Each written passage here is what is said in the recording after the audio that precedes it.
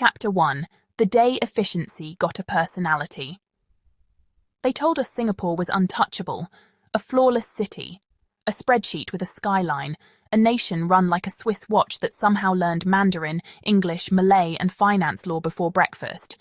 Then Korea showed up. Not with tanks, not with flags, with PowerPoint. The takeover did not begin with soldiers. That would be crude. Amateur hour. It began with consultants, middle managers, and a suspicious number of people carrying iced Americanos at 10 p.m. By the time Singapore noticed, it was already too late. Every elevator pitch had a deadline. Every deadline had a ranking. Every ranking had a bonus attached to it. Singapore didn't fall. Singapore got evaluated. The first decree of the new order was simple. All systems will remain the same. They will just be done faster, louder, and with significantly more emotional damage. Koreans looked at Singapore's meritocracy and nodded politely. Then they asked the obvious questions Singapore had never dared to ask itself. Why is everyone so calm? Are you hiding something? Overnight, performance reviews doubled in length and tripled in cruelty. Your boss no longer said, "Good job." Your boss said, "You were good. Why weren't you great?" Singaporeans, used to silent pressure, now faced verbalized disappointment, the most refined export of the Korean peninsula. Failure was no longer implied, it was announced, in meetings, with charts. The universities were next. Singapore's students had grown up believing grades mattered. Korea corrected them. Grades were now merely the entrance fee to suffering. Students were ranked weekly, publicly. Parents began competing again, just like they had always secretly wanted. Tuition centers multiplied like bacteria in a warm petri dish. Sleep became a rumor. Childhood became a liability.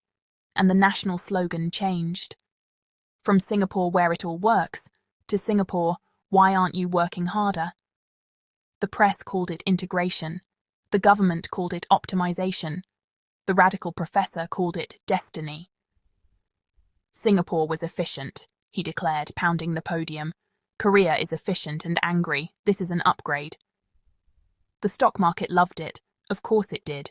Stocks always love human exhaustion. Productivity surged. Burnout followed. Then productivity surged again, fueled by guilt. Singaporeans learned a new national emotion. Comparative shame. Every failure was now personal. Every success temporary. Every rest day suspicious, and the most dangerous change of all? People started believing this was normal. If this opening disturbed you, good.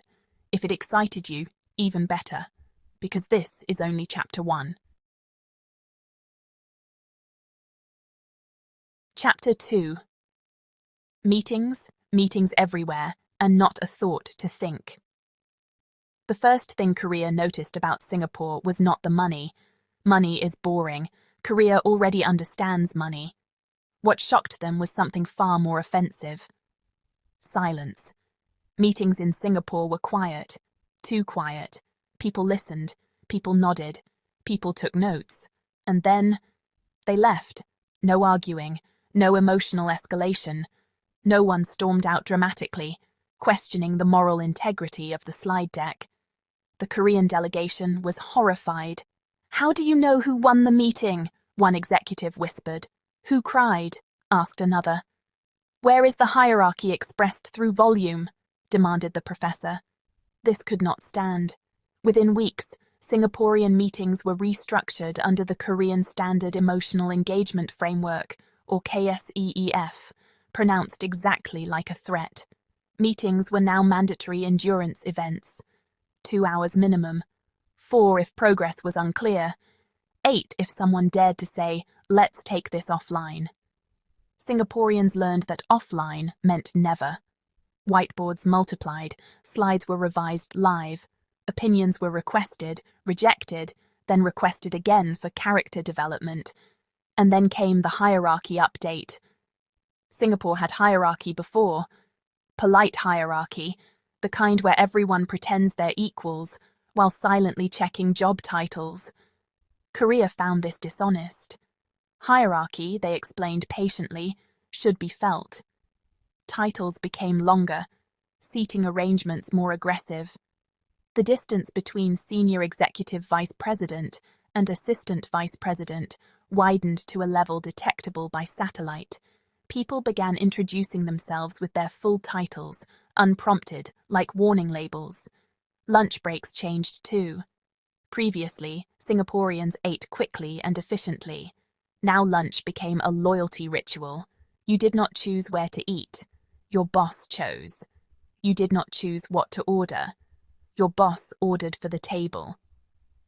Dietary preferences were tolerated but remembered. Refusing soju was no longer a health choice. It was a personality flaw. By 9 p.m., the office lights were still on. Not because work remained, but because leaving first suggested a dangerous surplus of self-respect.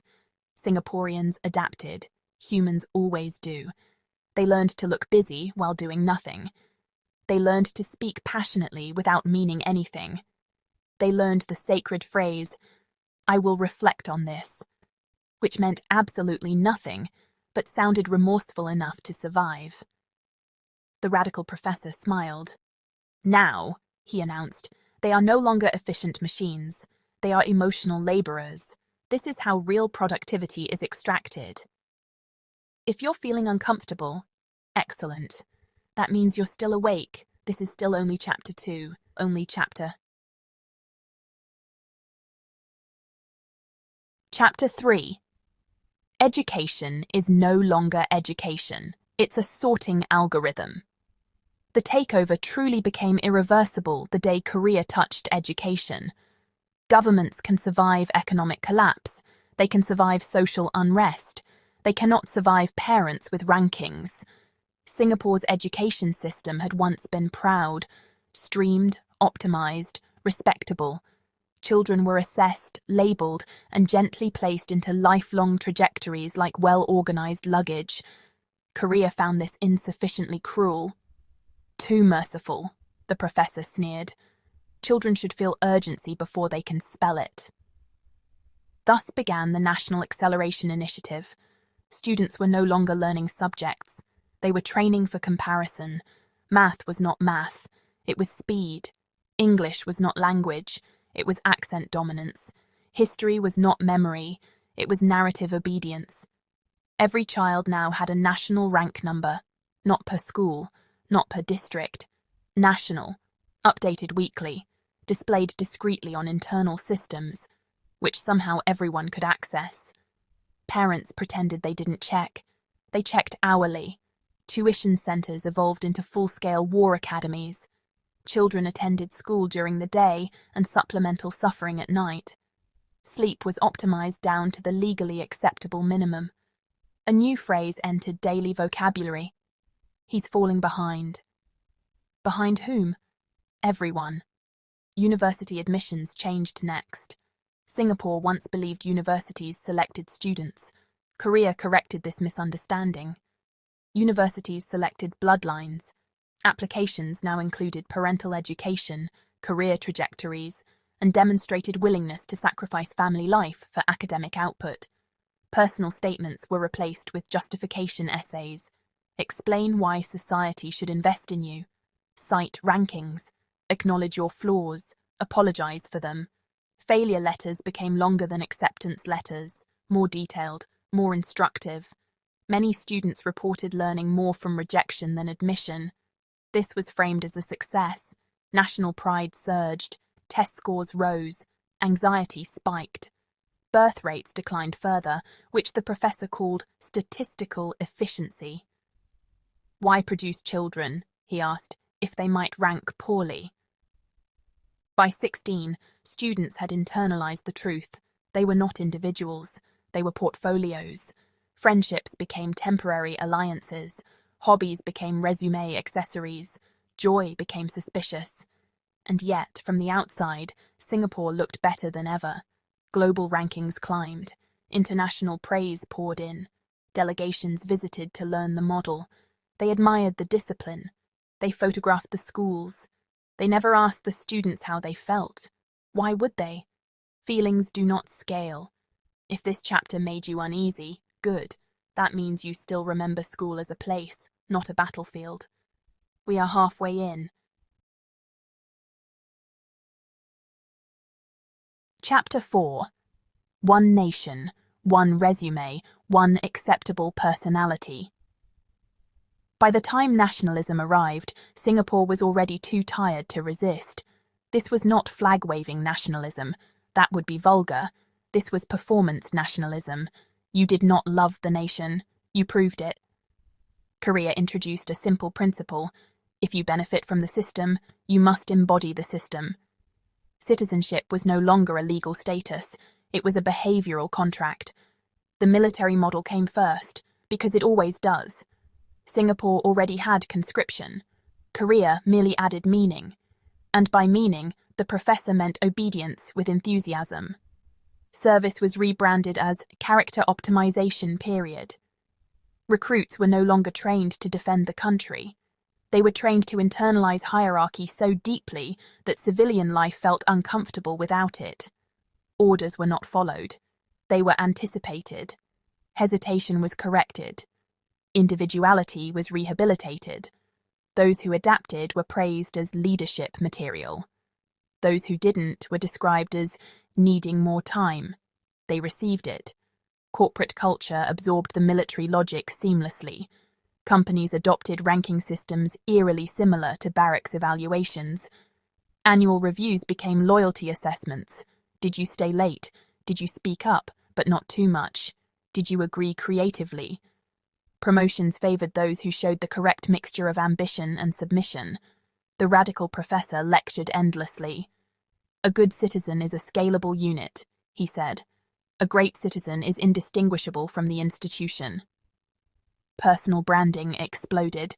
LinkedIn profiles read like patriotic manifestos. I thrive under pressure. I welcome feedback. I am endlessly adaptable. No one wrote, I am tired. That would suggest insufficient gratitude. Politics adjusted accordingly. Public debate remained calm, polite, and completely hollow.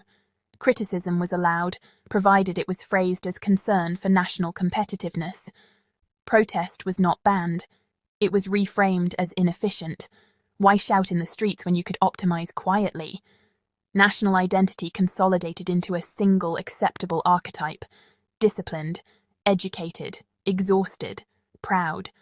Those who didn't fit were not punished. They were simply left behind, slowly, with explanations. Foreign observers applauded. They admired the unity, the order, the absence of visible conflict. They called it stability. The professor corrected them. No, he said softly. This is convergence. At this point, Singapore no longer asked who it was becoming. The system had already answered. If this chapter felt disturbingly familiar, congratulations. You have lived in the modern world. Only one chapter remains. Chapter 5. Nothing failed. That's the problem. In the end, nothing collapsed. That was the professor's favourite part. No riots, no coups, no dramatic moment where the lights flickered and people suddenly woke up. The system worked. Productivity reached historic highs. Efficiency became measurable down to the individual breath. Global rankings placed Singapore-Korea Hybrid Edition firmly in the top tier of everything that could be quantified. GDP climbed. Exports soared.